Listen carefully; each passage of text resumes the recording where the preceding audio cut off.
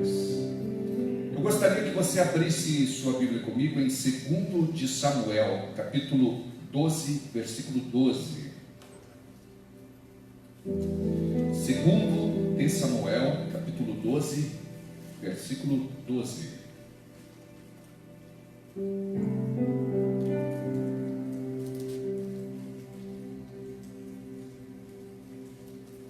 Diz assim: porque tu o fizeste no oculto, mas eu farei este negócio perante todo Israel e perante o sol. Então disse Davi a Natã: pequei contra o Senhor. E disse Natã a Davi: também o Senhor perdoou o teu pecado, não morrerás. Todavia, porquanto com este feito deste lugar sobremaneira a que os inimigos do Senhor blasfemem, também o filho que te nasceu certamente morrerá. Então Natã foi para sua casa, e o Senhor feriu a criança que a mulher de Urias dera a Davi, e adoeceu gravemente. E buscou Davi a Deus pela criança, e jejuou Davi, e entrou e passou a noite prostrado sobre a terra. Então os anciãos da sua casa se levantaram e foram a ele para o levantar da terra. Porém, ele não quis e não comeu pão com eles. E sucedeu que, ao 7º dia, morreu a criança, e temiam os servos de Davi dizer-lhe que a criança estava morta, porque diziam: eis que, sendo a criança ainda viva, lhe falávamos, porém não dava ouvidos à nossa voz. Como, pois, lhe diremos que a criança está morta? Porque mais lhe afligiria. Viu, porém, Davi que seus servos falavam baixo, e entendeu Davi que a criança estava morta. Pelo que disse Davi a seus servos: está morta a criança? E eles disseram: está morta. Então Davi se levantou da terra, e se lavou, e se ungiu, e mudou de roupas, e entrou na casa do Senhor, e o adorou. Então foi à sua casa, e pediu pão, e lhe puseram pão, e comeu. E disseram-lhe seus servos: que é isto que fizeste? Pela criança viva jejuaste e oraste, porém, depois que morreu a criança, se levantaste e comeste pão.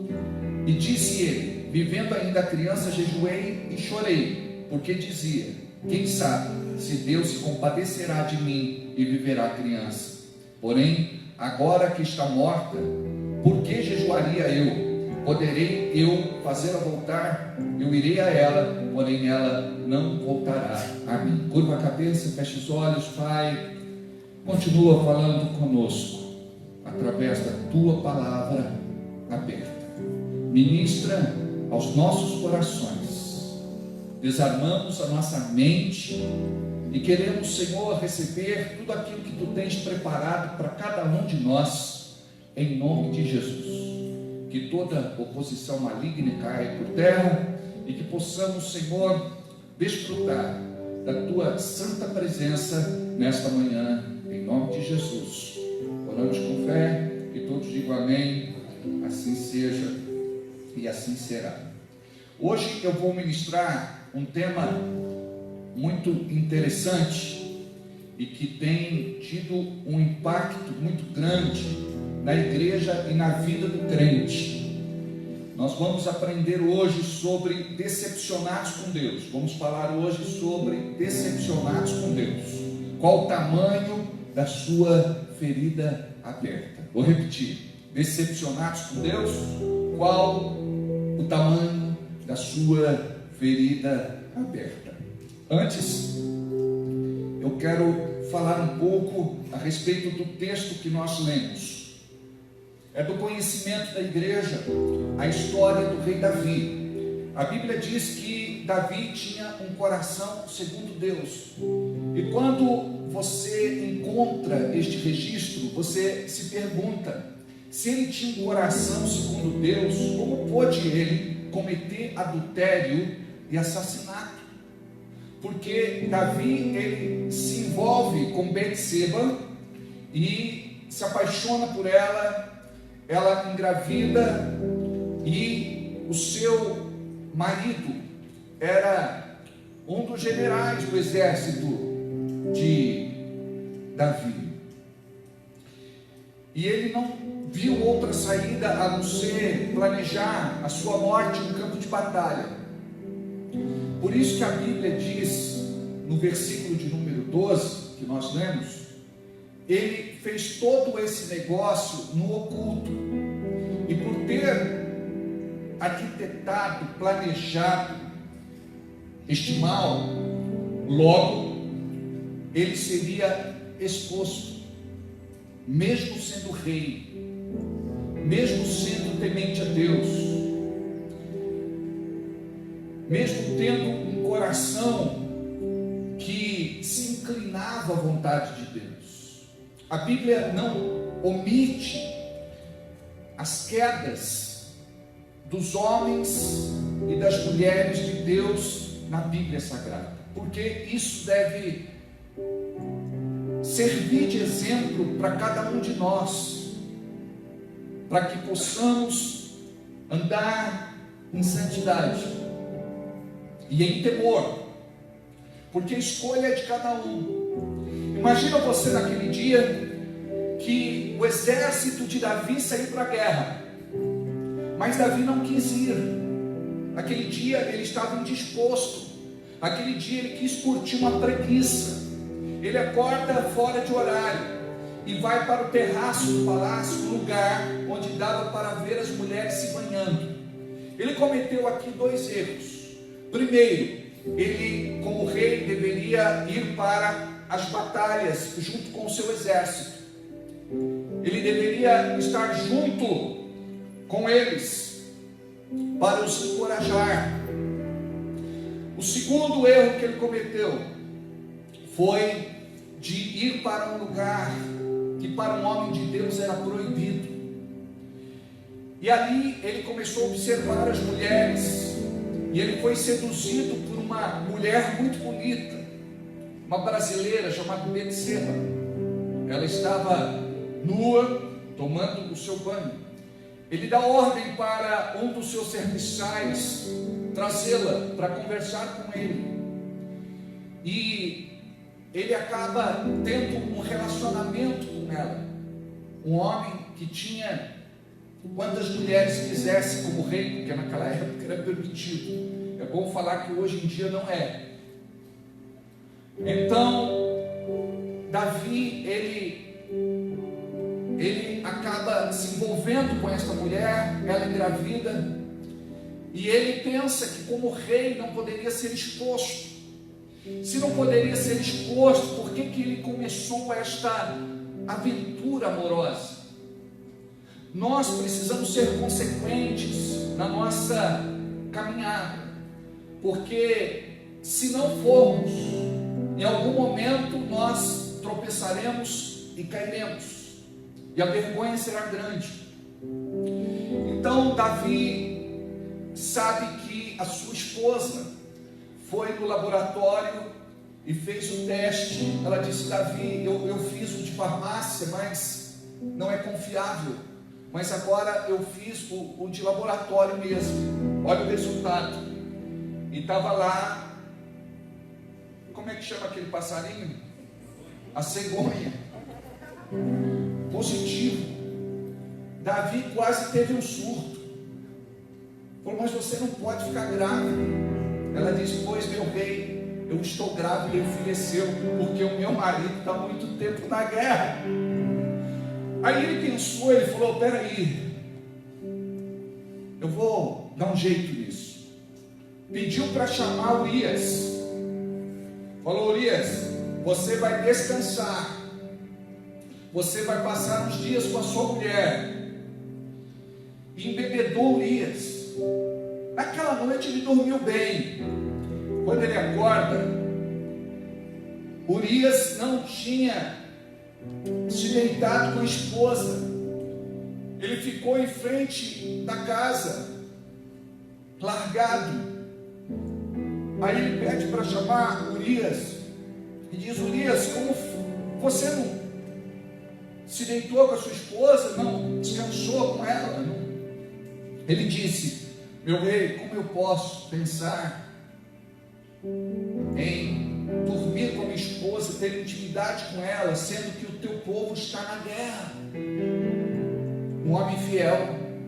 Sabe quem foi que ensinou fidelidade para ele? O próprio Davi. Era discípulo de Davi. E por conta disso, a cobrança de Deus foi muito severa sobre a vida de Davi.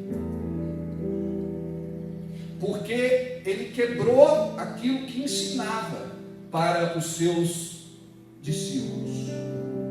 E se você quebra um princípio, lá na frente o princípio vai te quebrar. Aí não deu certo essa estratégia. Ele falou: peraí, chamou um dos seus comandantes principais e deu a ele a ordem, ou melhor, foi pedido, ele escreve uma carta e manda para colocar ele na linha de frente. É morte certa, ele ia morrer. Põe ele na linha de frente e ele morreu. Aí ele pensou que ia esconder o pecado dele. O maior erro que nós cometemos é de pecar e achar que podemos esconder o nosso pecado. Você lembra de Moisés? Ele mata o egípcio e enterra no deserto. Só que Deus sopra a areia e o corpo fica exposto. Ou seja, o seu pecado foi notório. Todos sabiam o que Moisés tinha feito.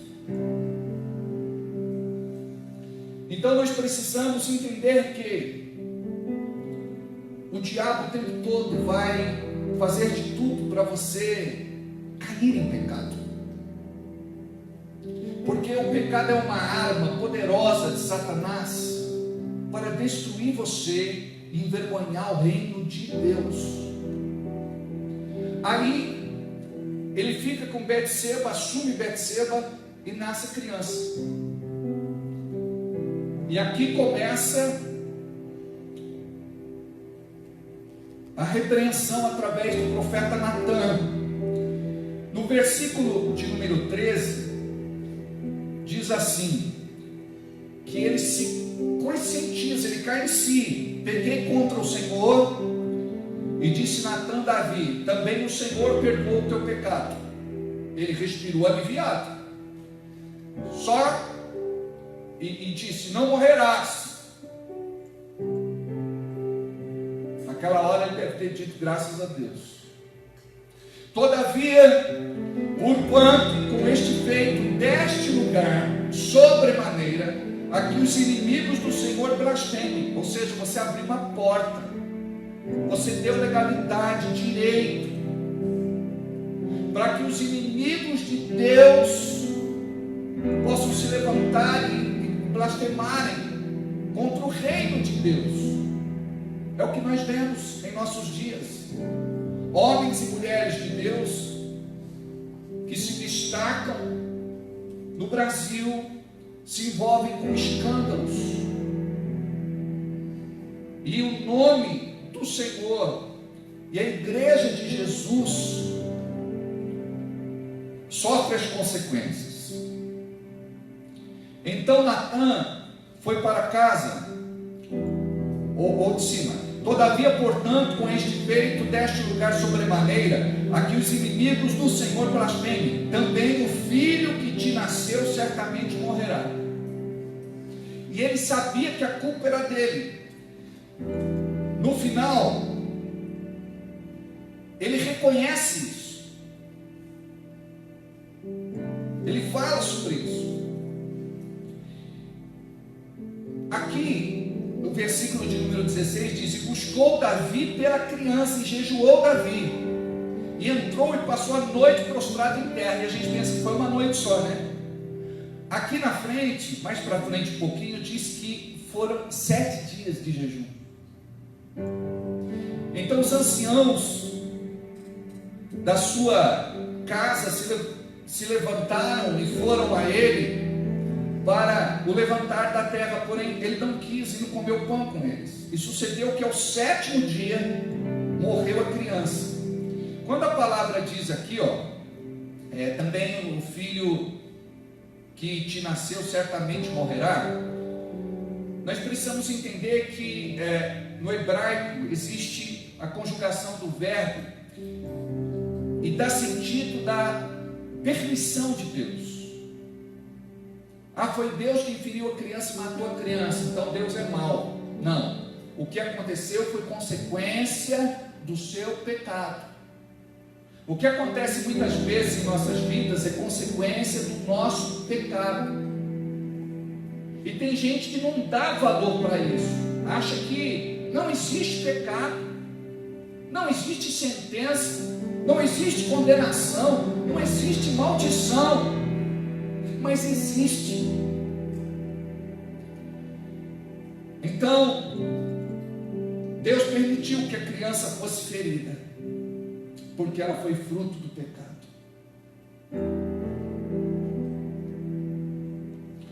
E diz a palavra no versículo ainda de número 18: E sucedeu que ao 7º dia morreu a criança, e temiam os servos de Davi dizer-lhe que a criança estava morta, porque diziam: eis que sendo a criança ainda viva, lhe falávamos, porém não dava ouvidos à nossa voz. Como, pois, lhe diremos que a criança está morta? Porque isso mais lhe afligiria. O povo amava Davi, os seus servos o amavam.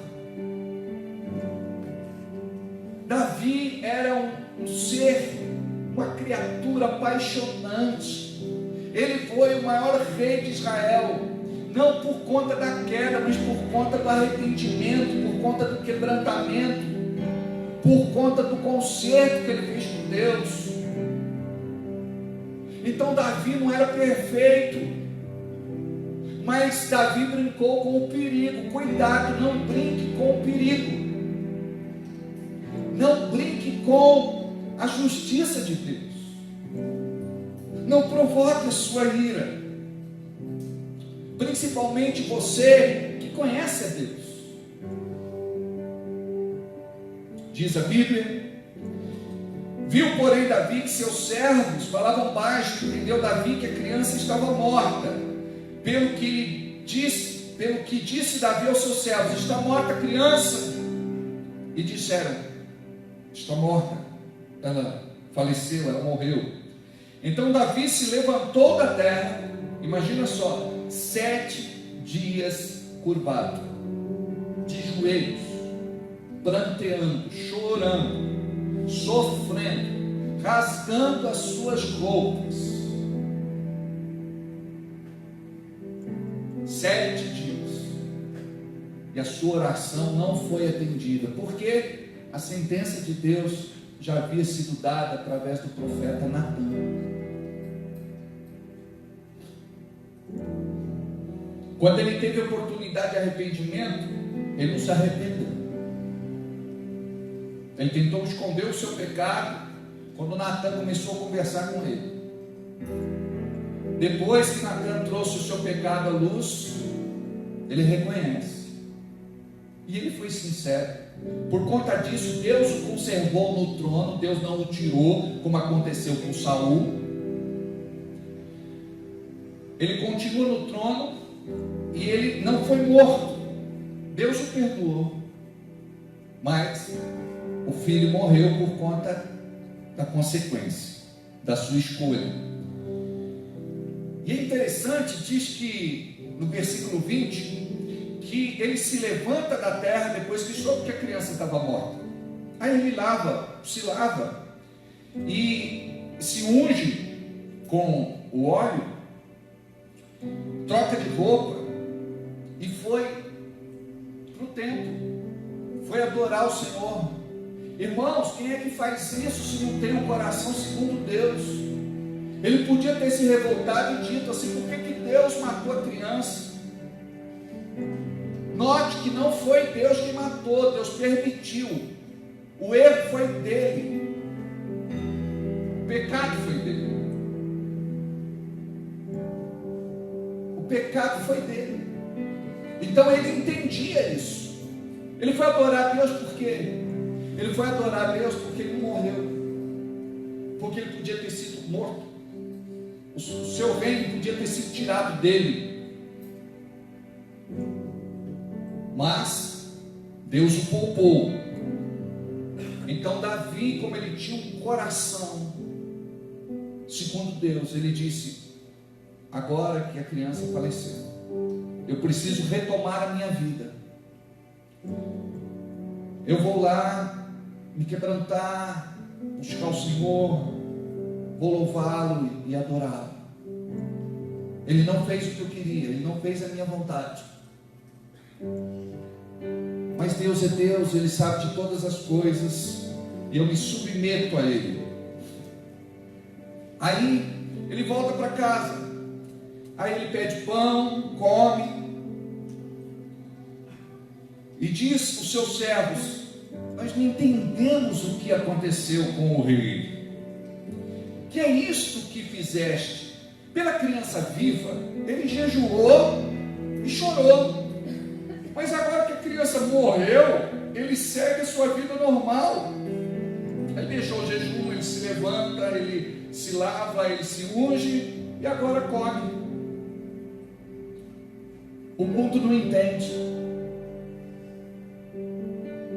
O mundo não vive nesse estado de graça.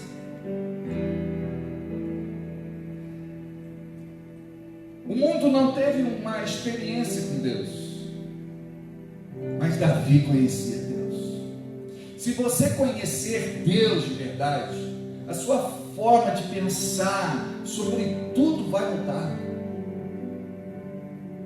A vida vai ficar mais leve, apesar de toda a crise e conflito que você vive.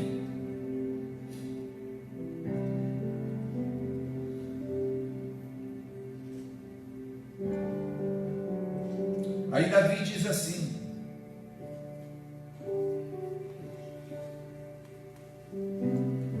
e disse ele, vivendo a criança, jejuei e chorei, porque dizia: quem sabe Deus se compadecerá de mim. Olha só, ele sabia que o pecado entrou por conta dele, a consequência era a culpa dele, e viverá a criança. Porém, agora que está morta, por que jejuaria eu? Poderia eu fazê-la voltar? Eu irei a ela, porém ela não voltará a mim. O tema da ministração de hoje é decepcionados com Deus. Qual o tamanho da sua ferida aberta? Se eu perguntasse para você hoje: você está ferido com Deus? Existe uma ferida ou mais feridas abertas em você? Ao longo da sua caminhada cristã, você talvez, por vergonha, não se revelaria, não levantaria a mão, não falasse nada. Mas quantos relacionamentos com Deus estão sendo minados por conta de uma decepção que não é culpa de Deus? Cada um de nós fazemos as nossas próprias escolhas, e por conta de escolhas erradas, nós queremos culpar Deus porque Ele não faz a nossa vontade. Uma coisa que precisamos entender é que Deus, como Deus, Ele sabe o que é melhor para cada um de nós. É por isso que deveríamos ser, ou poderíamos nos entregar a Ele, para que Ele nos conduzisse ao seu propósito. Na verdade, Deus, Ele trata da ferida aberta, Ele não provoca a ferida. A religiosidade atribui a Deus toda a desgraça da vida.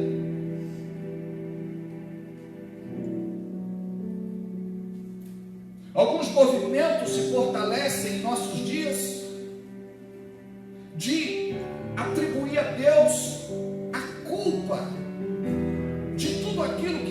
está dando certo no universo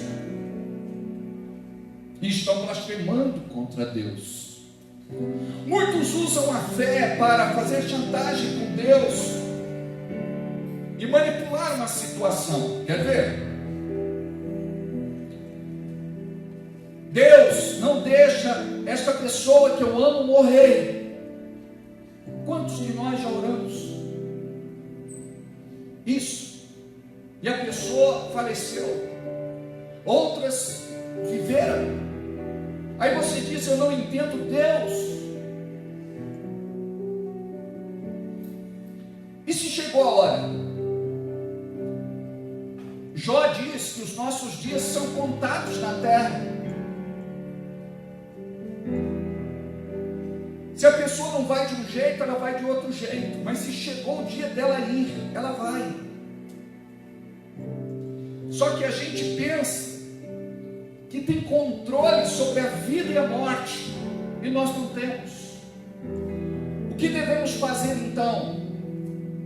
Sermos melhores enquanto a pessoa está do nosso lado. Amá-la, respeitá-la, admirá-la,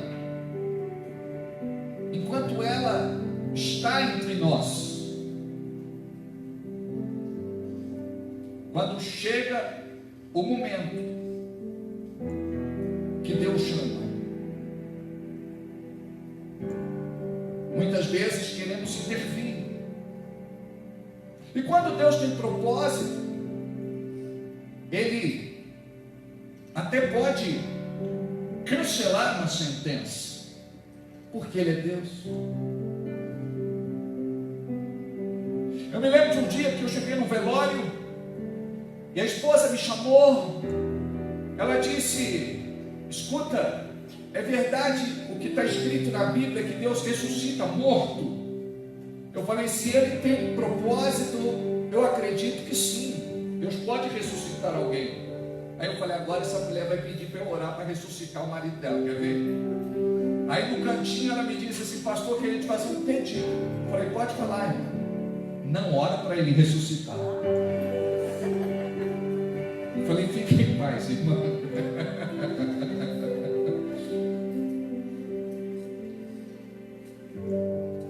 Não permita que o meu casamento acabe. Aí eu te digo: o que você fez para evitar a crise no casamento? Livra meu filho das drogas e das más companhias. Você ensinou princípios e valores. Ensinou teu filho a ter uma experiência com Deus, porque experiência com Deus não é experiência religiosa.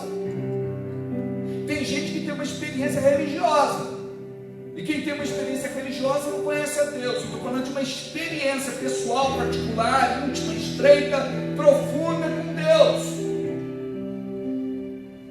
Aí seu filho não se perde, sua filha não se perde.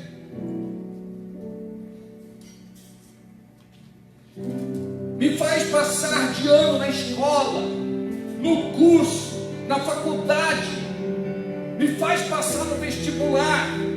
A pergunta é: você se preparou? Me dá aquele namorado. Deus não atende oração feiticeira.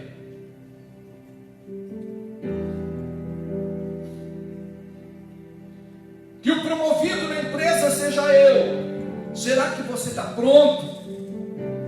Que eu coma e não engorde. Olha só, você é responsável pela tua saúde e pelo seu bem-estar. Sabia disso? Pela sua boa forma. Guarda a minha casa para que ela não seja roubada. Confie em Deus, mas reforce a segurança.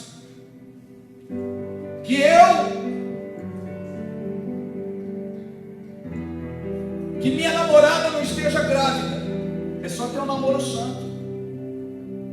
Vocês perceberam quantas coisas nós pedimos para Deus e de repente Deus não pode nos atender? Tem coisas absurdas. Tem não dá para acreditar. Agora, se você entender alguns princípios que eu vou passar para vocês, vai ficar mais fácil para vocês servirem a Deus e ter paz no coração. Primeiro, muitos se relacionam com Deus na base da troca, do interesse e da necessidade. Deus passa, Deus me atende. E de repente a sua oração não surte efeito. Muito pedistes e nada recebestes, porque não soubestes pedir. Tem coisas que nós não devemos pedir. Tem coisas que vão ter livre curso na vida da gente. E o que acontece é fruto muitas vezes da nossa negligência, da nossa teimosia, cabeça dura, rebeldia. Mas pastor, eu não acredito nisso tudo aí. Para mim é balela. Uma verdade não vai deixar de ser verdade, independente de você acreditar nela ou não. É uma verdade estabelecida pelo próprio Deus. Então muitos se relacionam com Deus com base na troca. Nunca jejua. Agora vai jejuar porque ele quer entrar naquela empresa. Nunca vem na igreja, mas quando vem é para trazer um currículo para o pastor orar, abençoar e ungir. Tem uns que vão além, fazem promessa: pastor, se eu entrar nessa empresa, o salário é muito bom, eu vou ser dizimista e ofertante fiel. Amados, nós não podemos ser meninos na fé. Nós precisamos crescer, amadurecer, romper. Tem gente que vem na igreja com base em algum interesse, algo que ele quer. E se Deus não der, ele vira as costas para Deus, ele vai embora. Ele vai buscar em outro lugar, onde se ora com mais fé, com mais autoridade. Queridos, fé e autoridade não está no grito, não está na cara feia, não está no punho cerrado.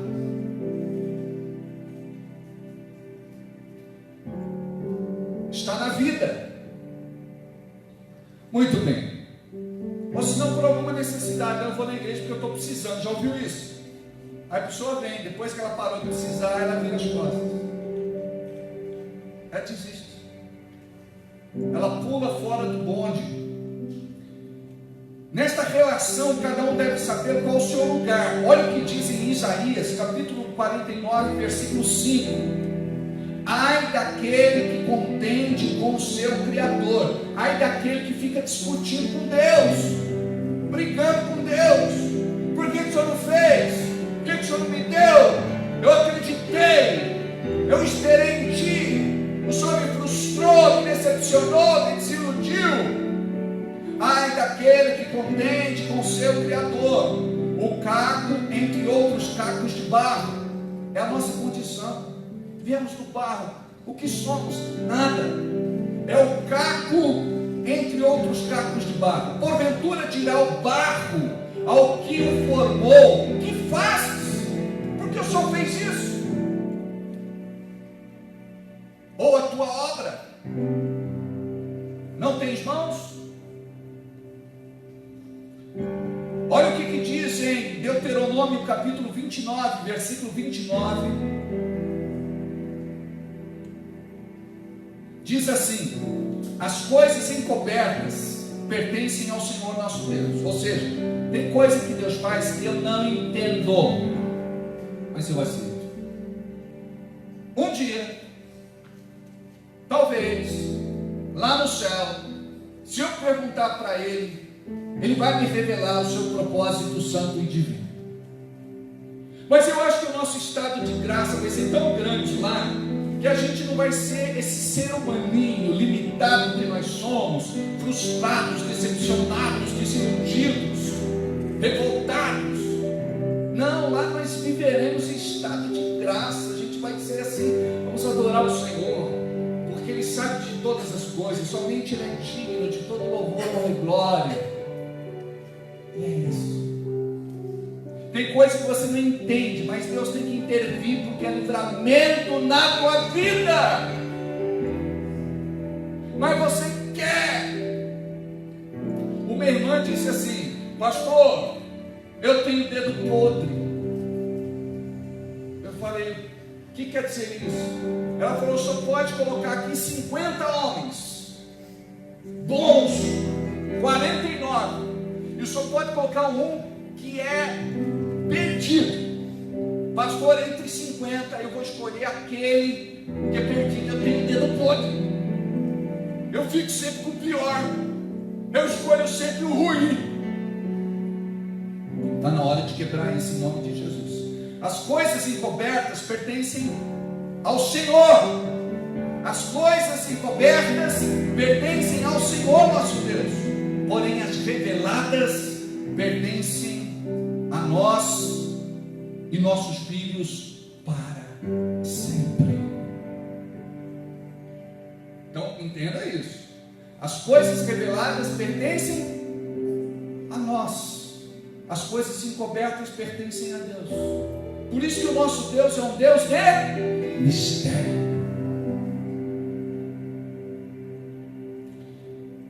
Os que temem a Deus passam pelas mesmas provações que qualquer pessoa passa. Olha o que diz em João capítulo 16, versículo 33.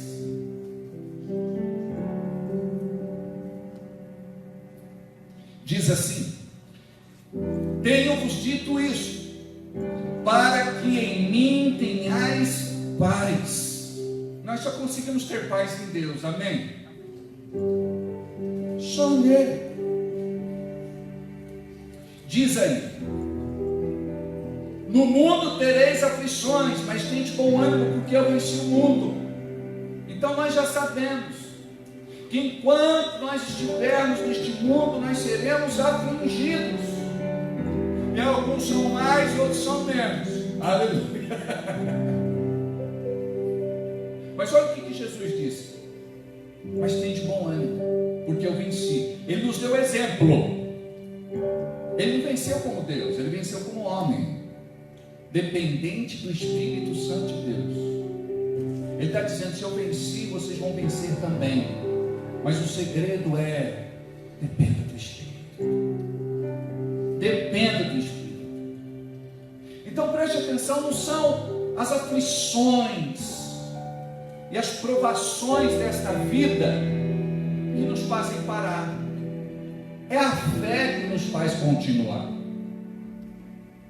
Amém? Um outro ponto que devemos entender é que Deus é soberano. O que significa isso, pastor? A gente às vezes fala no culto: tu és soberano, e a gente canta também, né, que Ele é soberano. O que quer dizer isso? Ele está acima de todas as coisas. Ele está acima do bem e do mal. Ele tem o controle de tudo. O domínio de tudo está nas suas mãos. A palavra diz que vai chegar um dia na eternidade que todo joelho vai se dobrar e toda língua vai confessar que somente Ele é o Senhor.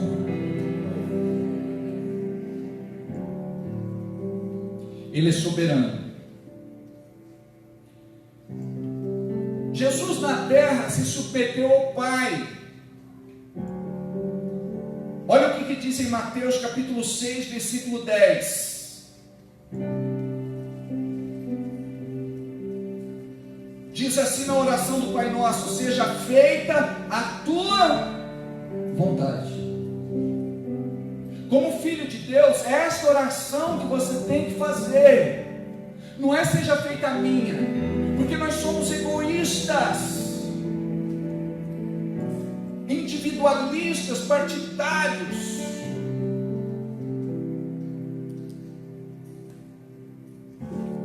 Seja feita a tua vontade, assim na terra como é feita no céu. Olha o que diz em Mateus capítulo 26, 39, quando Jesus está no Getsêmani: meu Pai, se possível, passe de mim este cálice, todavia, não seja como eu quero, não seja feita a minha vontade, mas a tua vontade.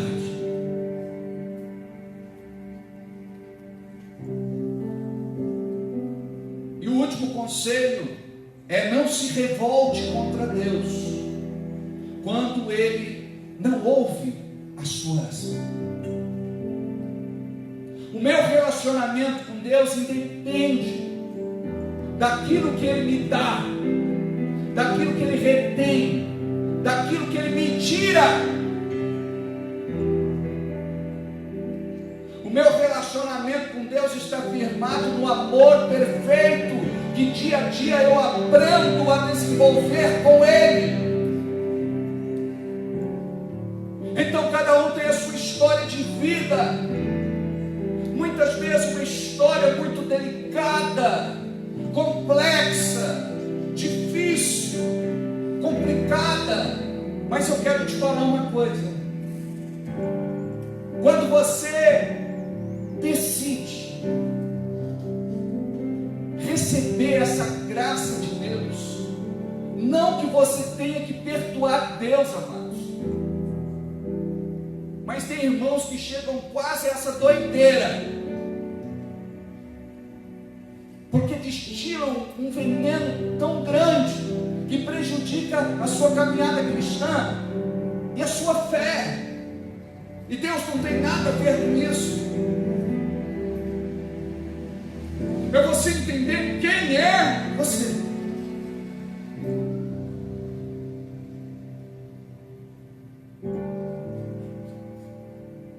Ele te gerou antes da fundação do mundo. Ele já sabia quem seria você, a sua altura, a cor do seu cabelo, a cores da sua pele, a cor dos seus olhos. Deus já sabia tudo sobre você. Agora você precisa aprender tudo sobre Deus, tudo que você puder. Existe um leque de opções neste mundo, a gosto do freguês. Mas a Bíblia diz que existem muitos caminhos, mas o final destes caminhos é a morte. Existem filosofias muito bonitas, mas elas não levam a Deus, elas não falam de salvação, elas não revelam a graça do Filho encarnado, ela não te leva ao Calvário, à cruz que levantou o nosso Senhor Jesus Cristo. Então nós precisamos compreender espiritualmente que o propósito de Deus começou a se cumprir quando Ele te chama para junto dele. E o diabo, ele quer arrastar você, te tirar da presença dele. Ele precisa destruir a tua fé. Ele precisa te ensinar algo que você esteja buscando, que preencha talvez o teu ego, mas que está fora da vontade de Deus. Não se revolte contra ele. Jeremias 32, 33. E viraram-me as costas e não o rosto, ainda que eu os ensinava, madrugando e ensinando-os. Contudo, eles não deram ouvidos para receberem o ensino, a instrução, o conselho.